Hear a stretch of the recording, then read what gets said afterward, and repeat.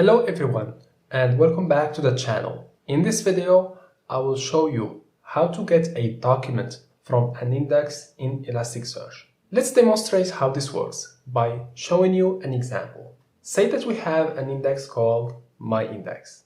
Inside this index, we added 3 documents. This is the same as the previous video where we talked about delete arguments or the delete method, and you are going to see that it is very similar to it.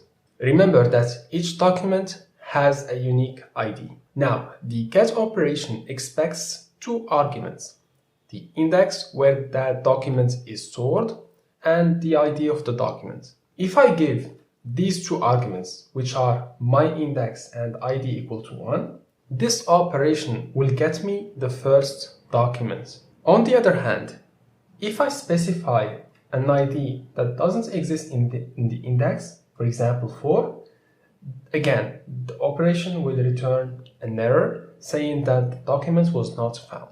That's all you need to know about the get operation. But if you want to dive deeper, I highly suggest you to click on this link to read the documentation. There you will find everything you need to know about the get operation. Now let's see how to do this in a notebook that I have prepared. Make sure to open the 7th notebook in this series. Again, if you want to read the documentation, please click on this link.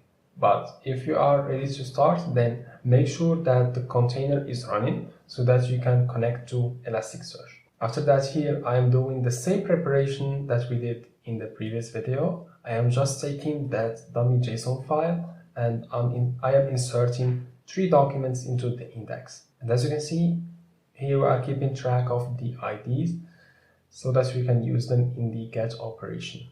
Okay, again, we have 2 examples. One that shows how we can retrieve documents successfully, and the other one shows you that if you want to retrieve a document with an ID that does not exist, you will get an exception. So here I am taking the first ID, and here if I look at the response, you can see that here I am getting the document.